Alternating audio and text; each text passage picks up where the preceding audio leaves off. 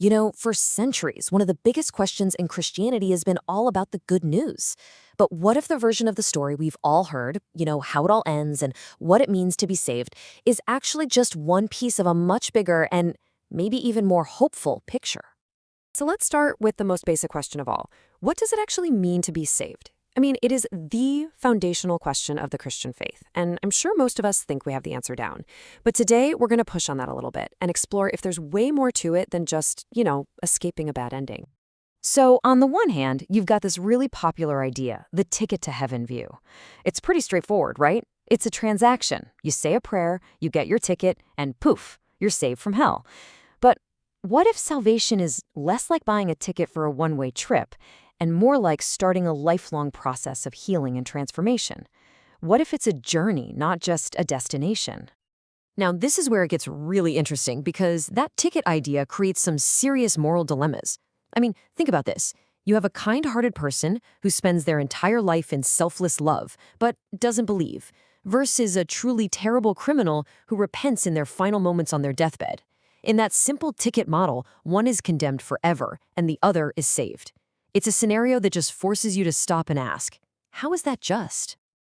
And that dilemma, well, it exposes some really deep tensions in the traditional view. I mean, does an eternal punishment really fit a finite lifetime of sin? And how can a God who is defined as perfect love allow unending conscious suffering? These are the kind of tough, honest questions that make a lot of people stumble. So let's try to reframe this whole thing. What if we've been looking at it the wrong way? Instead of a single, one-time event, what if salvation is actually a journey with three distinct but connected stages? And the key to this whole new perspective might actually lie in the original Greek. The word for salvation, sotaria, can also be translated as healing or restoration. Just let that sink in for a second. It's not just a legal pardon like getting out of a court case. It's about the deep healing of our souls, about being made whole again. So this healing journey, it unfolds in three parts: past, present, and future. In the past, we are justified. This is being made right with God. It's kind of like that legal pardon where your slate is totally wiped clean. In the present, we are being sanctified. This is the messy, lifelong process of transformation. It's like therapy for the soul. And then in the future, we will be glorified. This is our complete and final redemption when we're fully healed in a new creation. So you see, it's a process we've started, are in right now, and will one day complete. So let's put them side by side. The ticket view, that's motivated by avoiding hell. But the healing view, that's motivated by seeking restoration and real union with God. One is just a one-time event. The other is a lifelong journey. One requires just saying a prayer. The other requires our active participation in our own soul's healing. Okay, let's be honest. We can't have this conversation without tackling the elephant in the room. We have to re-examine the whole concept of hell. Yeah, this is the big one, isn't it? The question that just hangs over everything.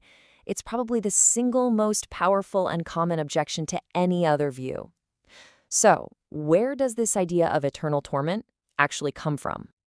And this is where things get absolutely fascinating. Our one single English word hell is actually used to translate at least 4 different Greek and Hebrew words in the Bible. You've got Sheol in Hades, which often just meant the neutral realm of the dead. Then you have Gehenna, which was a literal physical valley of judgment outside Jerusalem. They all had really different meanings. So the Bible doesn't have one single uniform concept of hell. But here's the thing. It's not just the nouns that get flattened in translation. It's the adjectives used to describe them that can change everything. Now, this is a potential game changer.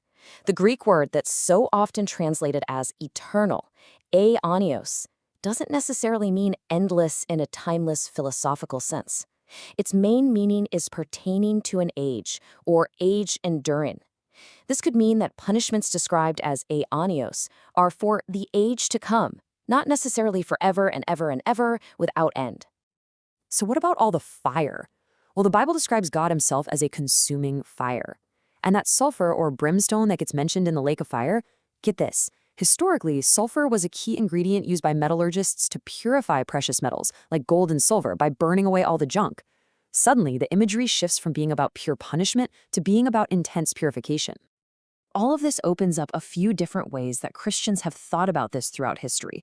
Of course, there's eternal conscious torment, where the purpose is just endless punishment. Then there's annihilationism, the idea that people just cease to exist. And then there's ultimate reconciliation, where the purpose of God's fiery judgment is actually chastisement and purification, all meant to lead to repentance.